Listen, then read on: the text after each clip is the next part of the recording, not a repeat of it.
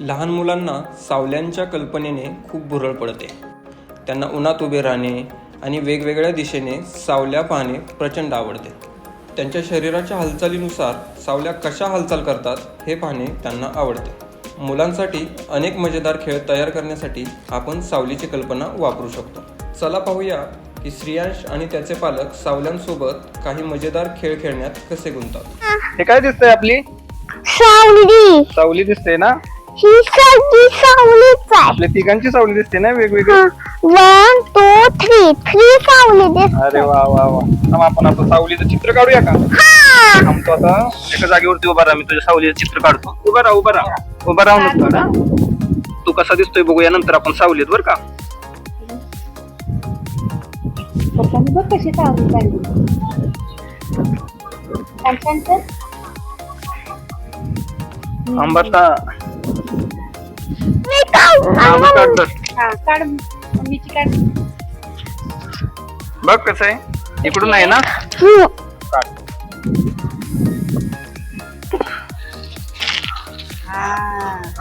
आता इकडून काढा अशी त्यासाठी.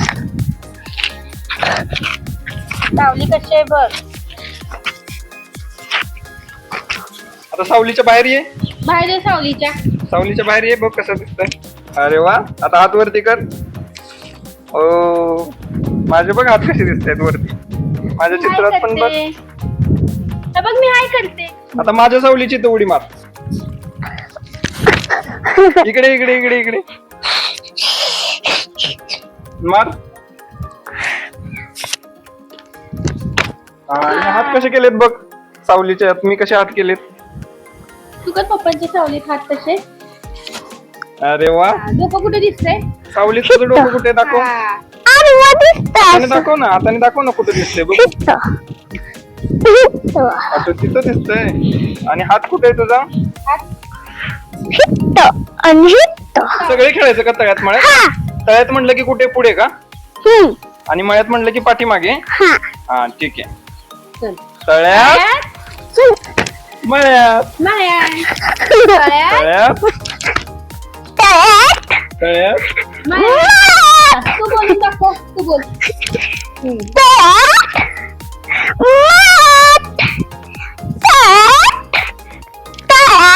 अरे विचार करा बरं, यातून श्रेयांश काय शिकला असेल? मुले सावलीची संकल्पना शिकतात. मुलांचा मोठ्या स्नायूंचा विकास होतो. जसे यात आपण पाहिले, श्रेयांशने सावलीच्या आतबाहेर उड्या मारल्या आहेत. मुलांचा लहान स्नायूंचा विकास होतो. जसे की इथे श्रेयांश जमिनीवर खडू वापरून सावलीची बाह्यरेखा काढत होता. जेव्हा श्रेयांशला विचारले जात होते की तुझा हात कुठे आहे, तुझे डोके कुठे आहे, त्यातून श्रेयांशचा भाषा विकास होतो. मुलांचा शब्दसंग्रह देखील वाढतो.